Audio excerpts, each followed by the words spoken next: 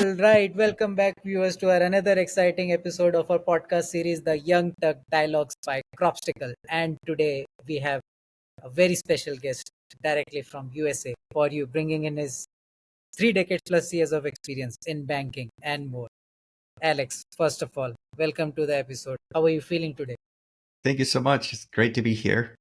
I don't qualify as the Young Turk, but No, that means that you are young at heart and soul, and we can already see that.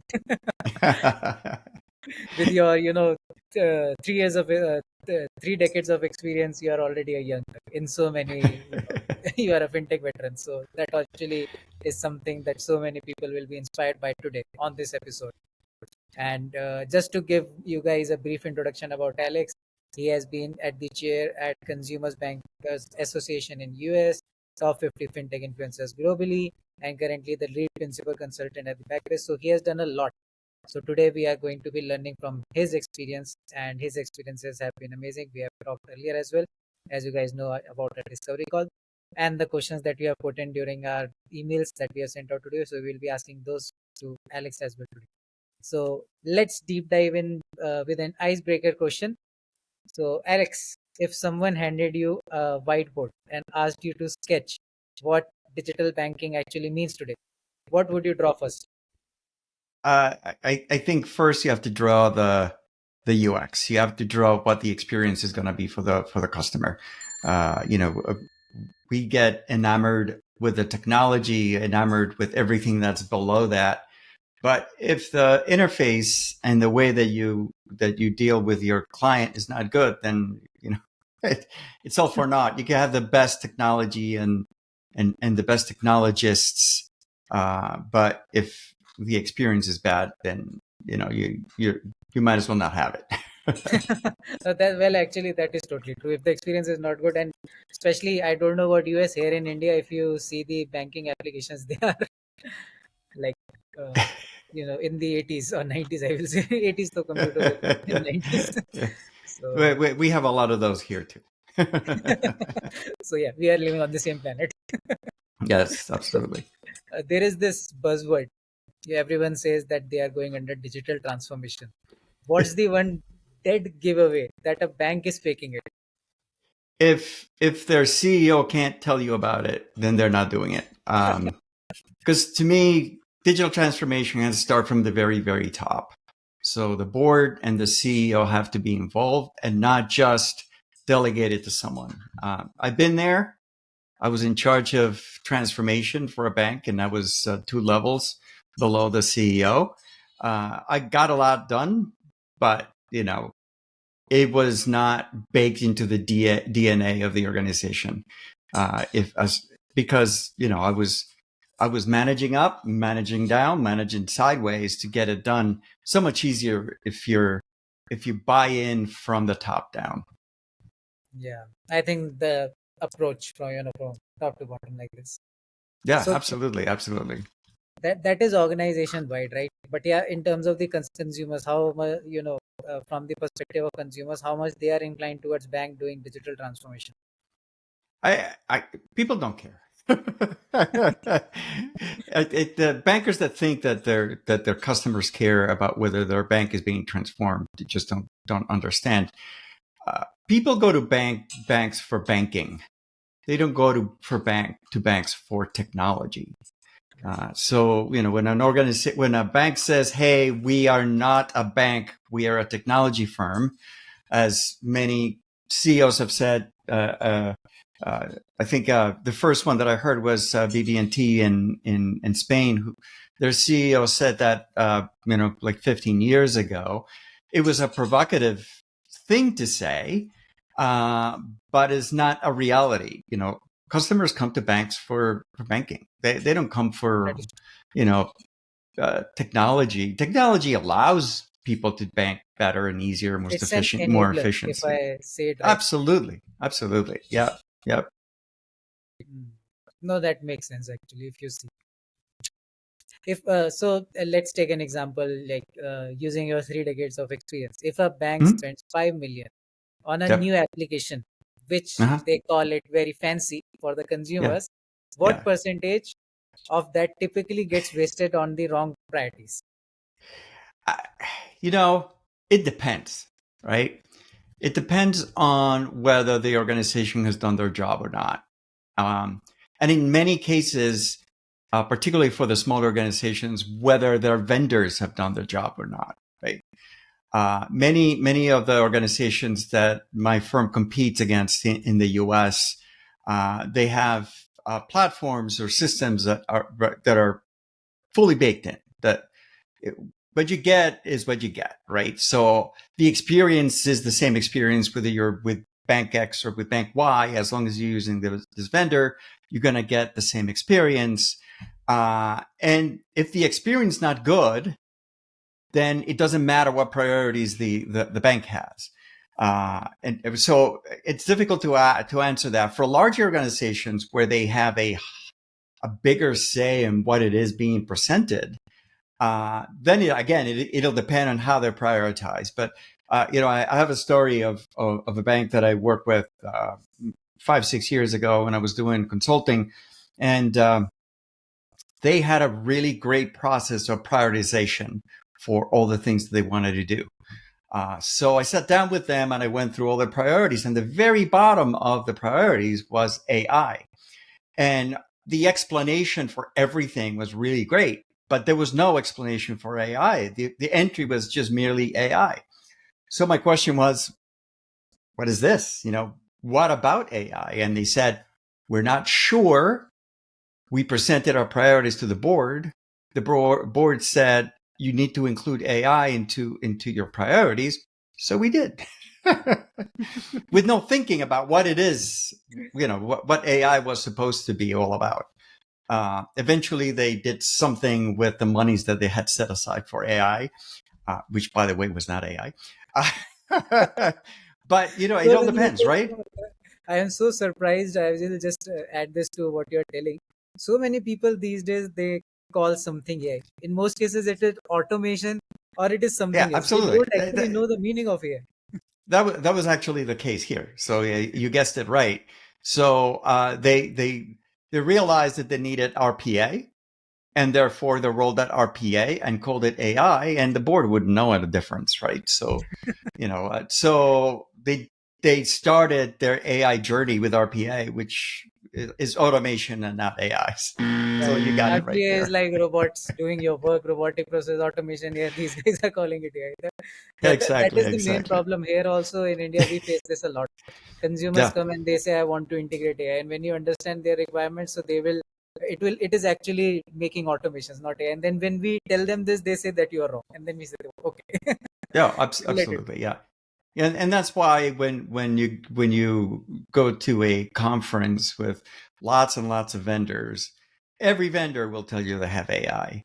And if you start looking at it critically, yes, some of them have AI, some of them don't have AI.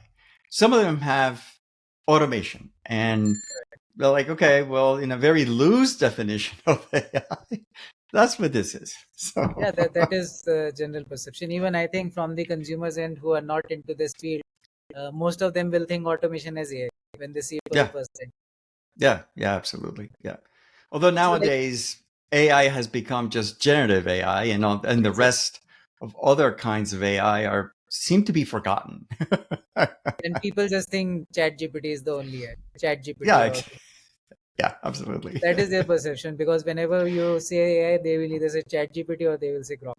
That is the Yeah, only thing that I hear. yeah, Rest everything has gone. yep, that's So, true. like you have sat with both banks and fintechs. What's Mhm. one lie each side tells themselves about the other? Um, fintechs will readily tell you that banks cannot innovate, that banks can't think outside the box, that banks can't go forward and institute new technologies, which is partly true, but not entirely true. Not all banks are in that bucket, and even some of the bigger banks, and in fact, some of the oldest banks are quite innovative. So that's a lie the fintech says about banks. On the other side, banks also say that fintechs just don't understand financial services, which it depends, right? There are some fintechs that really don't understand financial services, and that's totally true. But then look at the very large fintechs that have had great success. Paytm, for example, Yeah, in India, or if you look at PayPal or any of those, right. here are big uh, fintechs that have a lot of bankers in their ranks, and they understand not only the technology and banking, but also compliance, legal ramifications, and all of that. So there's a kernel of truth in both of those, but they're absolute lies because they're not absolute. Right. How are the compliances in the US? In India, it is very strict within the banking sector. But compliance is going through a little bit of a change here in the U.S. right now. Uh, uh, but I would say that one of the reasons and one of the big differences between regulation in the U.S. versus regulation in just about every other part of the world is the fact we have so many regulators. Um, we have 3 or 4 or 5, depends how you count it, regulators at the federal level, and then you have 50 regulators at the state level. So there are some regulations that are very strict for, say, California or New York, and if you're going to be working nationally, you have to comply with those. So it's a regime that is different from what you get from the federal. Obviously, right now there's a lot of changes going on in the government, and the level of regulatory review of banks seems to be much lighter, and there isn't a thought that there is going to be a lot of new regulation in the next 3 years. But banks are thinking, hey, this is going to swing the other way when somebody else comes in, a new administration comes in. So there's a bit of confusion within the U.S. banks about what do we do. We comply with the regs as we believe they are right now, and get ready for new regulations to come, 4 years from now. A lot of confusion. Yeah, it also, in some ways, it's also an issue from an innovation. Going back to the question of AI, if you're in the EU, you know what the regulations are for AI, for privacy, and so you can innovate within the guardrails that you have. In the US, we don't have guardrails for AI. Besides courts, and then that's a long tail. So there's a lot of organizations that are saying, hey, we're not really sure if we want to touch AI because there might be some regulatory issues that we don't know of, and we could be investing a ton on something that will change dramatically, come 3 years from now. How about crypto? What is the status of crypto in the US? Like I was Well, in news, like they are going to regulate it in some way, but like what is going around? nobody knows. The expectation is that the current administration is more crypto friendly, and there's a lot of talk about stable coins being kind of the intro from banks into the crypto space. It's likely to happen, but again, people are nervous about what that means, and the crypto community doesn't exactly make friends with the legacy Right. financial services industry, and therefore, I mean, it's difficult for a bank trying to partner with someone who's been saying for 15 years, we're going to put you out of business, right? So it's a weird dynamic, but there is a future for crypto. What that means, who knows? Yeah, it is like a bubble. Yeah, Like, absolutely. And either it is going to be something legendary or it is going to take all the legends down. yeah. I mean, obviously, Bitcoin is the star of crypto still.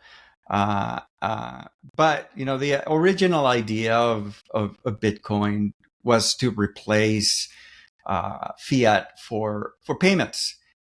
That hasn't happened.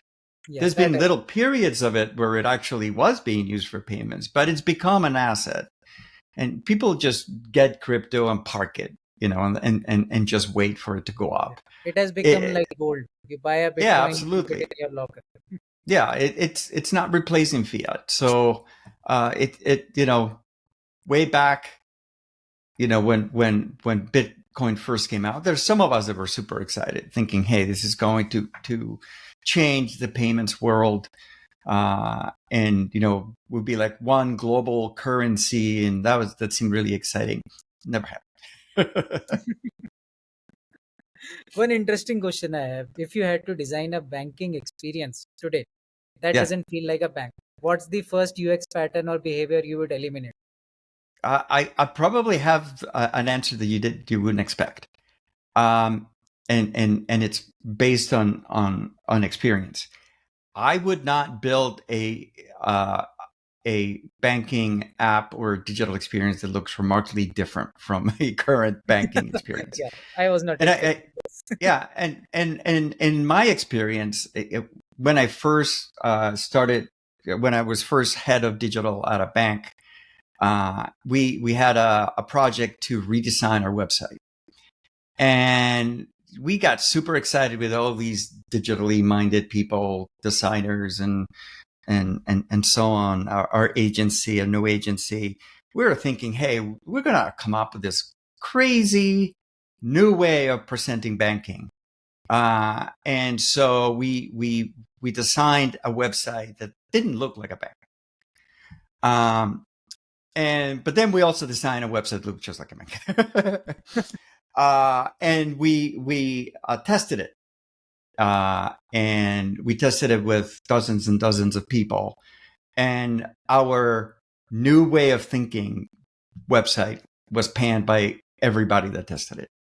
All these consumers looked at it and said, I don't know what this is, right? I'm expecting to go to a website for a bank, and you're showing me something that does not look like a bank. It is actually way Where too do fancy. where do I go for a checking account? Where do I go for a savings account? None of this makes any sense, right?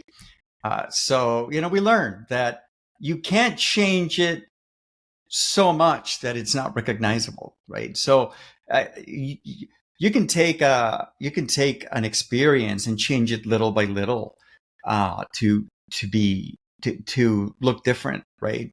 You take an experience and say, hey, I love the way Uber presents an experience. But you can't just take your banking experience and make it look like Uber. That doesn't work, right? You can take bits of the Uber experience and bake it into that experience if that's what you want to do, as an Right. example, right?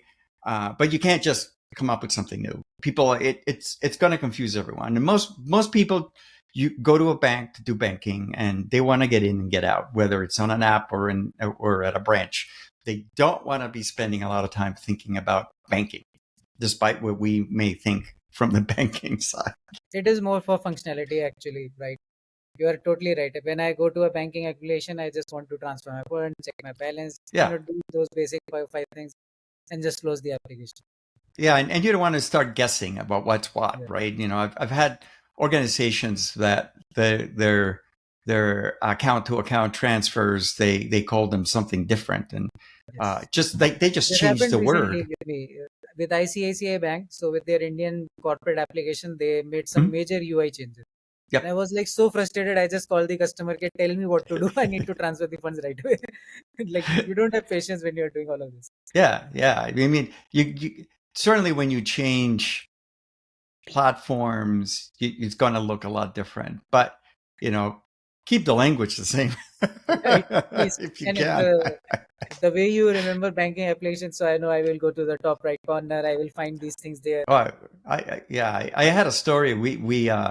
Uh, we had refreshed our website, not redesigned our website, just refreshed it.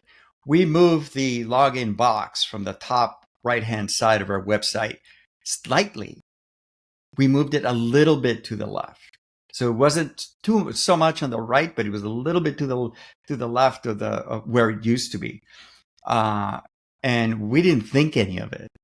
Our call center got killed. People calling, just so many people calling saying, I can't log in. I don't know how. And people are like, okay, just look where it used to be.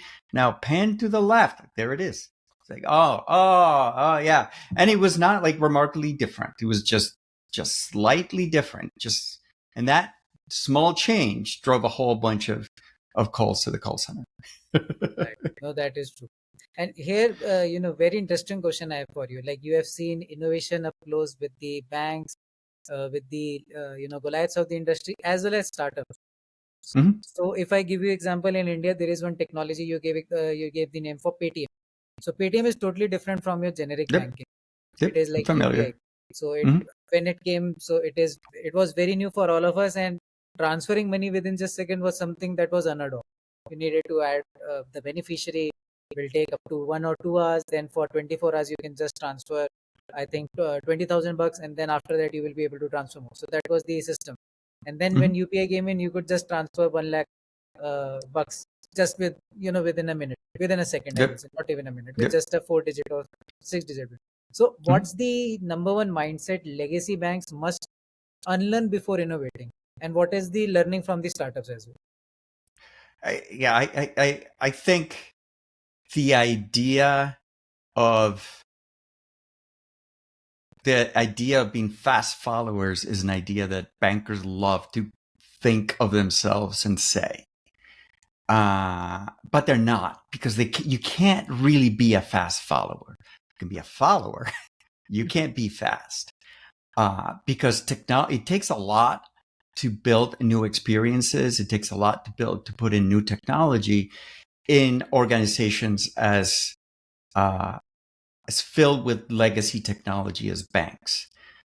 So to say, hey, we're a fast follower, and therefore we just have to keep an eye on the market, and then when somebody does something different, we're just gonna copy it. That doesn't work largely. And so you got to be, if you're going to be innovative, if you want to be digital first, mobile first, AI first, all of those things that the banks say, you got to be doing the innovation yourself or with your partners. You can't just be waiting for someone to do it and for you to copy it. I'll give you an example. When Apple introduced the Apple Watch, during the introduction of the Apple Watch, one of the things that they presented, or one of the applications that presented with the Apple Watch, was the banking, and I believe they had partnered with Chase to develop an app for the Apple Watch. Everybody was challenged by that idea and said, okay, now we got to do it. And banks and vendors started building their own. I think the first deployment, with one exception, the first deployment following the JP Morgan app was maybe about a year later. But Citibank was actually able to follow within 2 months. And the reason why they were able to follow was not because they were copying, was because they were working on something already for mobile phones, just a little widget that would show up on your screen before you actually logged into your regular Citibank app. So they were able to very quickly pivot and say, take that widget and put it on a watch, right? And everyone's like, oh, well, Citibank was a fast follower. No, they were not. They were innovating already. They were already thinking of something that they could easily change and put into the watch. So you gotta be doing the work, and you gotta be doing the innovation. And sometimes you are not the first, but you can be a very quick second because you're already doing the work. Otherwise, if you're just waiting to copy something, it could be 2-3 years later. And a lot of the fast follower stuff is 2-3 years later. Right. No, that is true. And as you said about, you brought into the picture about the example of Apple. So, what would you say to the bank CEO who says we need to be like Apple or Amazon, but is stuck in the regulatory fear and PowerPoint culture? Yeah, you can definitely say that as a vision of where you want to be, but then you got to be able to do what they do, and what they do is they have a lot of resources that go to thinking differently. They'll have a lot of resources that are willing to play with ideas, and they're willing to throw ideas. I have a couple of examples of that. When I was head of digital at a bank, I in one of my presentations to the board, I said something like, "We need to innovate and fail fast." And my CEO, after the meeting, called me to his office and said, "Don't ever say that. We don't fail here." And I was taken aback. And I didn't have a good reply until a few hours later. And by then it was too late. Guess what? Banks fail all the time. That's why they have charge-offs. That's why they have to write down loans, right? They do it on a regular basis. They budget for those things. Right. So but they don't do that for technology. They don't think, hey, we're going to try this thing, and if it doesn't work, we're okay. The people in the technology organizations know that is not okay. That whatever they do, they're going to have to make it work no matter what. And so that does not allow for innovation and for new ways of thinking, because you're then always going to go on the safe route. And that's not innovative, right? Right. That is true. In the current year, this year, 2025, Mhm. what's that one bold move you will tell to a traditional bank that they can make this year that actually scares fintechs, the fintechs of the world? That's a good one. I'm not sure I have a good answer for that. But definitely everybody should be playing with AI. Everybody should be thinking about AI and how to use it. Uh, well, we're just scratching the surface of what AI can do and will do for organizations, and not just for banks as organizations themselves, but for everybody. They should be looking at AI and how they can leverage what's available today. But that also means the banks need to have guardrails. They need to come up with very good governance around the use of AI, because we're already seeing people doing exactly what I said, and getting in trouble for not doing the risk management around it. So I don't think that necessarily will scare fintechs, but if banks come with ideas that are innovative, then you can drive fintechs, particularly those that like my firm that partner with banks to come up with new use cases and innovate, right? So banks can move the market, not wait for fintechs to come up with ideas. So I have a great answer there. Yeah. But there is one thing. I think most banks chase AI because of the trend, because it is Yeah, trendy. Yeah. yeah. What's one non-obvious use of AI that could actually change the banking for the better? Well, I don't know if this is uh, uh, I just met a gentleman at JP Morgan Chase, and who they have rolled out internal large language models for all their employees. They have access to several different models internally with guardrails, and very specific to their activities, right? So the legal department has access to a very specific legal approved LLM. A compliance has one as well, and everybody in the organization. So, 200,000 employees have access to internally to AI for all kinds of things. And there's guardrails around it. There's, use cases out there and so on. They are far ahead from everybody else. You'll see organizations, picking, a specific LLM and playing with it and deploying it in one area. No one has jumped in the way that Chase has. So I think that's an obvious use, but but I would say that most people think that turn Chat GPT, give it to the customers, and and that would be the obvious, but also the wrong use. No, that is true. In terms of the technical aspects, if I ask you a question, so in the Mhm. banking sector, are APIs overhyped or just misunderstood? I think they're totally misunderstood. I don't. People like me who are bankers, as opposed to technologies. Yes, I work at a technology company, but I'm more on the business side and the strategy side. We don't necessarily know the difference between an API and just a run of the mill direct integration. Right? we think anything integration is an API. So from the business side, we don't understand the difference, and we go around throwing out technical terms, thinking that we know what we're saying, and our technology teams kind of roll their eyes and go, "Oh, there they go again," using terms that they don't know.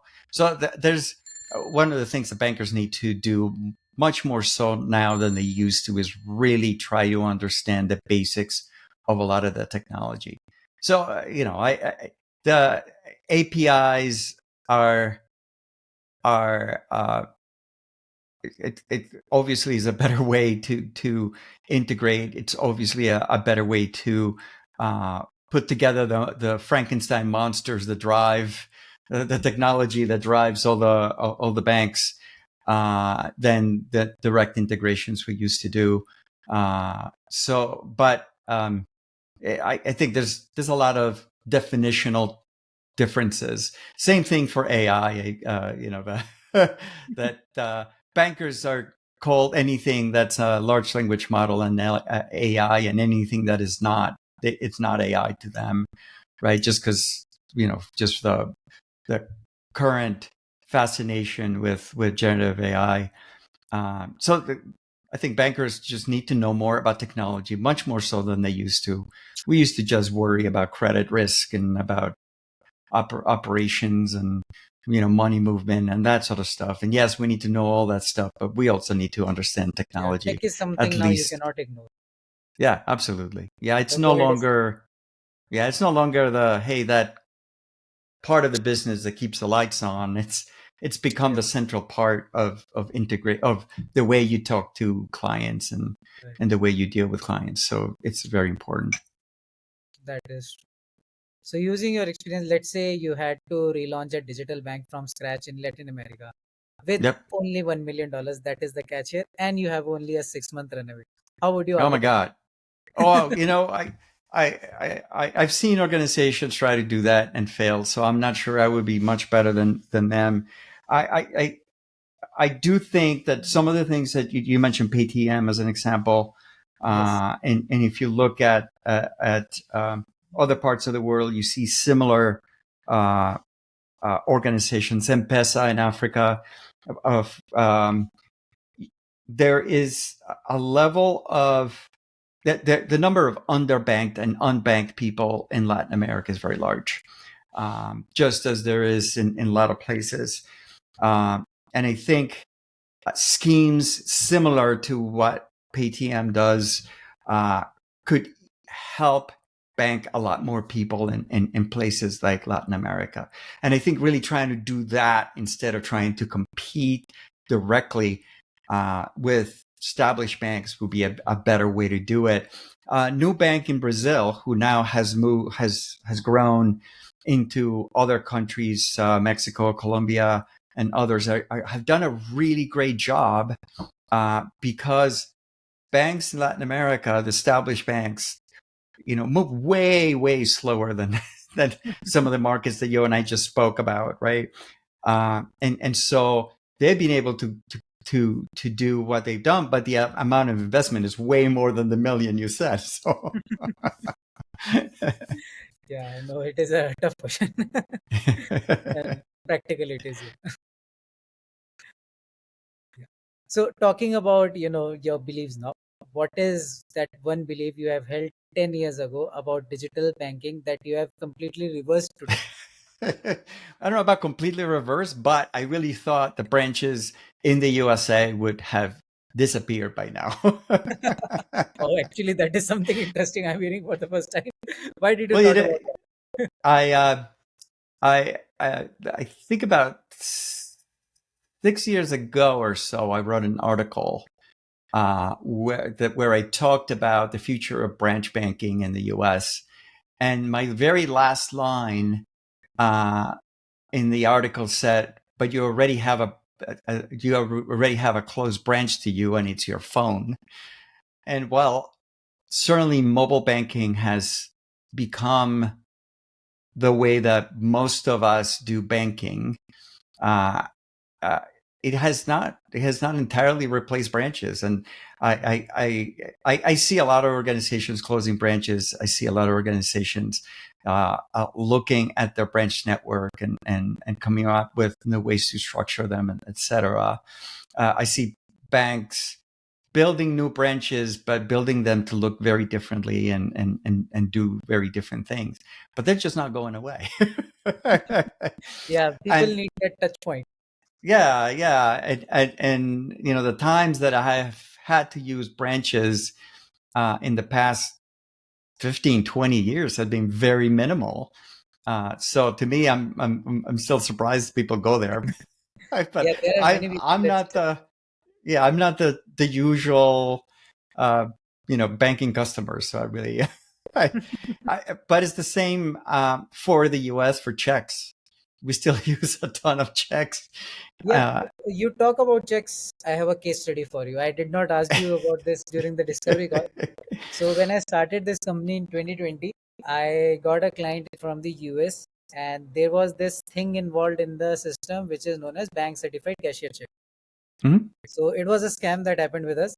So that guy, he gave us a check of $2,000, and there was an intermediary between us in the US who took that check. He cleared that check in the bank, and it got cleared. And then the money got transferred to us. And after 15 days, he gets a call from the bank, and the bank tells them that the check was fake, the one that you gave to. So how is that? What's your take on that? Because Uh, this thing it, has been going in my head for so long. Like, how could bank clear a yeah, check? it's interesting. If you look at the number of checks used in the U.S., it's dramatically less than it used to, and has continued to decline. Uh, but as we improve our cybersecurity measures in all the digital spaces, a big gap, big hole is checks, and the percentage of check fraud has actually increased while checks have gone down, right? Because it's just an easy target, and it's it's not the consumers in the US that use the majority of checks. If you look at the latest reports from the Fed, the majority of checks are being used by small business to Yes. pay other small business. And the reason for that is it all goes back to what banks do and how banks think of their customers. There's the consumers, and then there's the businesses. And in the US, businesses they're like at least three layers of businesses. One is small business, one is the middle market, and then is corporates. Um, when we work on putting together products, generally we look at that commercial middle market space, and we serve them fairly well. They have all kinds of digital tools, and so for them to go and do electronic payments is significantly easier. Small business get caught between the business world and the retail world, and we don't serve them well. And those products that are being really targeted to larger businesses don't really make their way down to the small business. So for a small business to send some money digitally, it's kind of a big deal. And you kind of have to put effort into it. So much easier to take a piece of paper and write it out, right?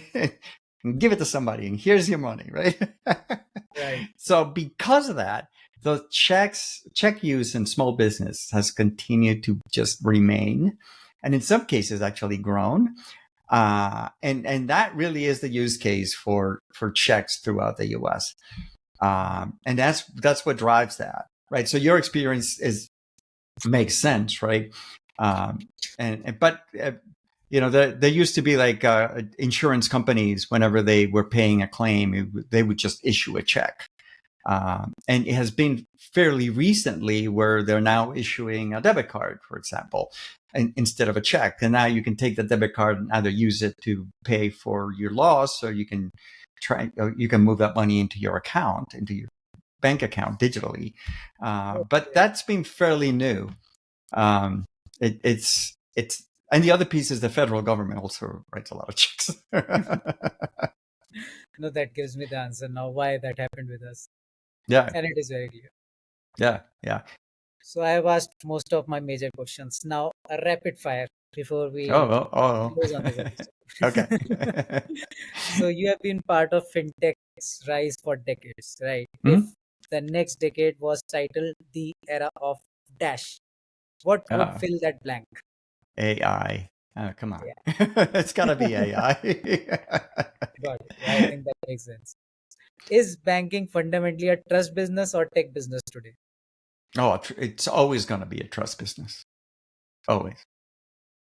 One fintech trend you are tired of hearing about. Blockchain.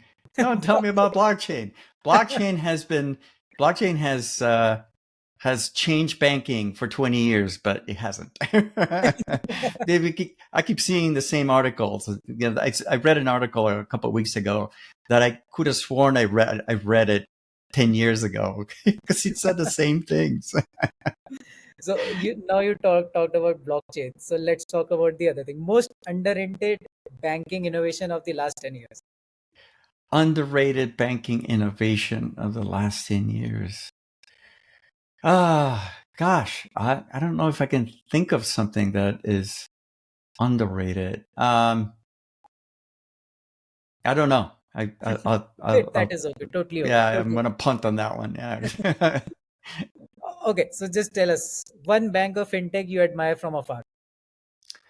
I think American Express does a really awesome job from the banking side.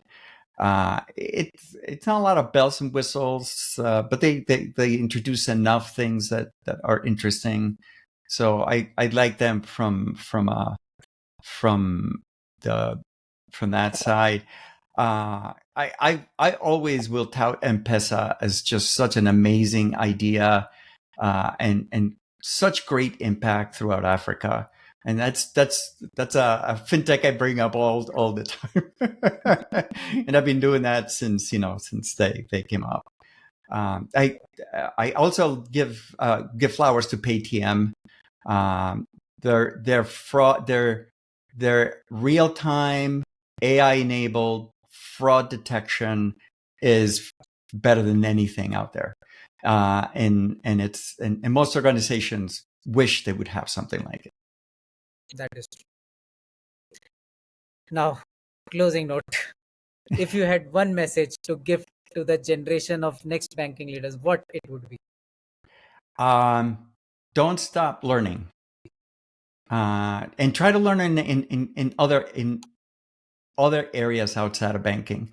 The number of ideas that I have, or that other people that I know have had, because they learned something from outside of banking, is remarkable.